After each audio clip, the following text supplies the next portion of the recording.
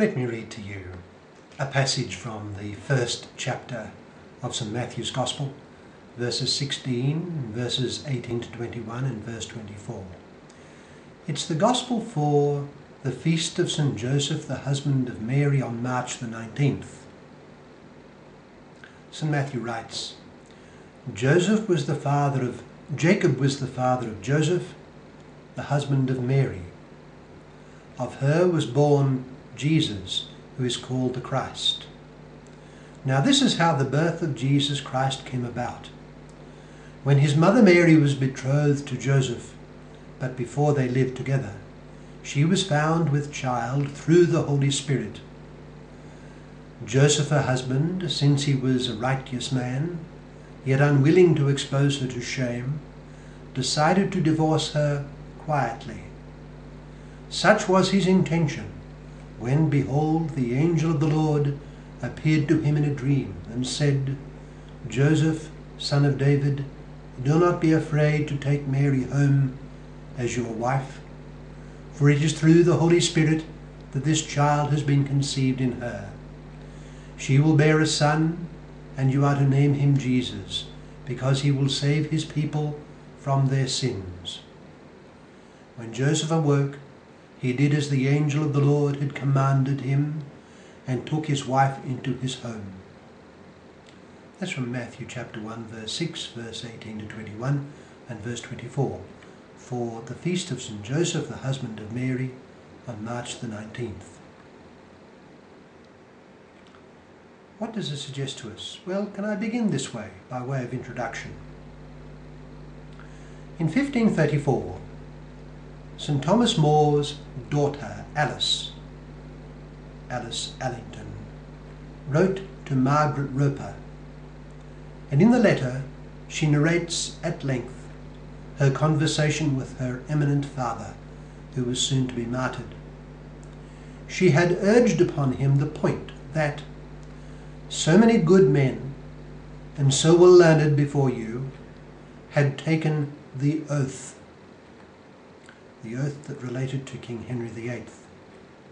So, she had urged upon him, he had good reason to change your own conscience.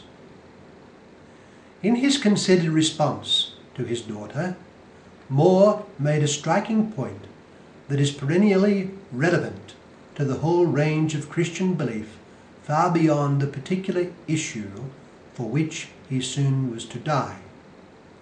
He refused to allow that, and I quote from the letter, any particular law made anywhere other than by the general council or by a general faith grown by the working of God universally through all Christian nations, nor other authority other than these two, made the understanding of the Scriptures doubtful.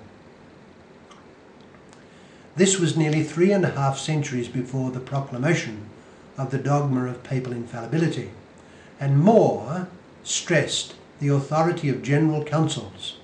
But the detail to be noticed here in this letter is More's reference to the authority of a general faith grown by the working of God through all Christian nations.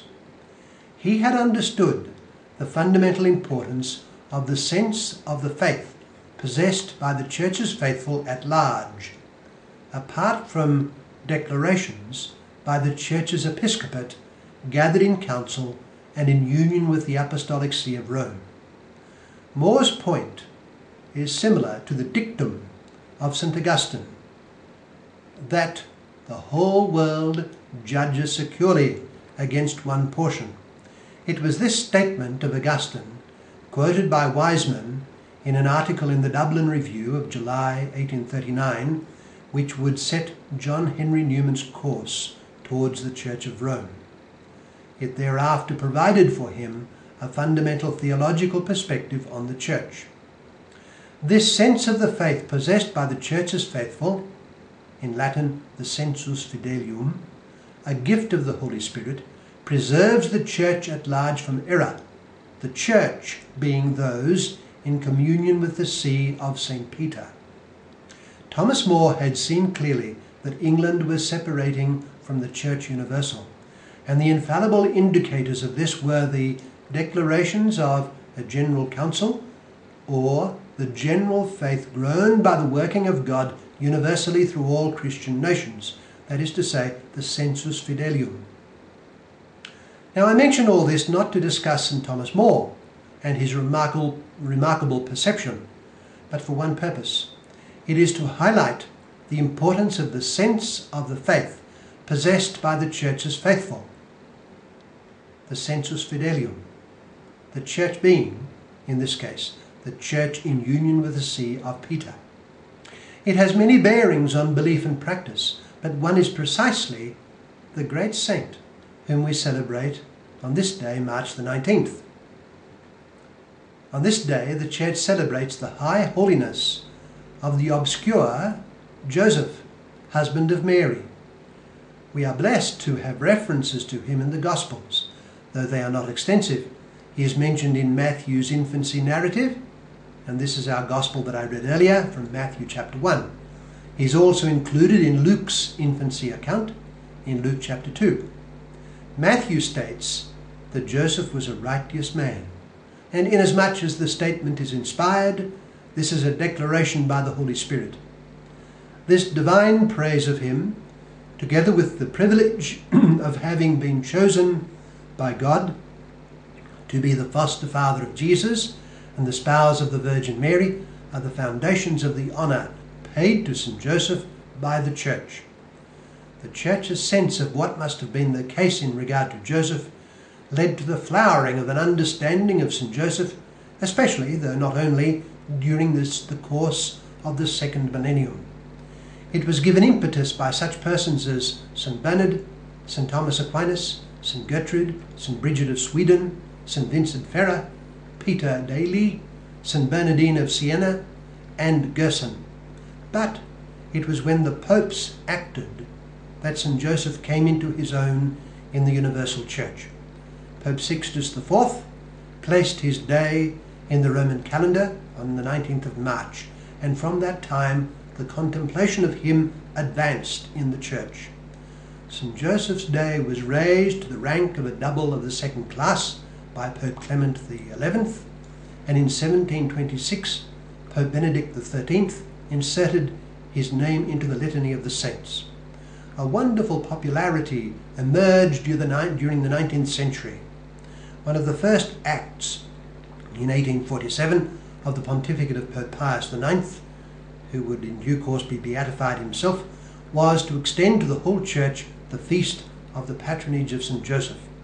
And in December 1870 he solemnly declared that the Patriarch Joseph was patron of the whole Church, and enjoined that his feast on March the 19th should be celebrated as a double of the first class. The popes that have succeeded Pius IX have followed suit. The story of Joseph in the Church's life is an instance of the great importance of the sensus fidelium, the sense of the faith possessed by the Church's faithful, for knowing the implications of what has been revealed. With the aid of the Church's sense of the faith, which includes, is sanctioned and is crystallized by her formal teaching, we are able to understand more profoundly and amply the implications of the Gospel passages that refer to this hidden and holy man. Saints and doctors of the Church have advised the faithful to go to Joseph. Imagine how Mary, the mother of Jesus, would have gone to Joseph for her needs, as would the boy Jesus. Well, let us do the same.